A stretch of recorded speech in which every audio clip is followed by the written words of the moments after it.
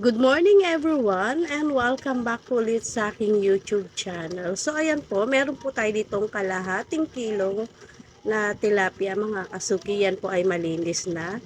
At sasabawan po natin siya sa Kapampangan style po na pesang tilapia.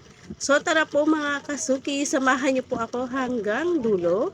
At magluluto po ako ngayon ng pesang tilapia ala Kapampangan style po. At ayan po yung kanyang ingredients. Meron po tayo ditong luya, bawang, sibuyas, patatas, repolyo, at dalawang siling haba.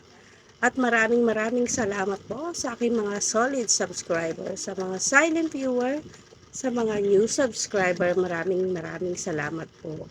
At ito po yung kanyang asin at pepper powder at seasoning. Pwede po kayong gumamit dyan ng patis, kaya lang po asin po ang ginagamit.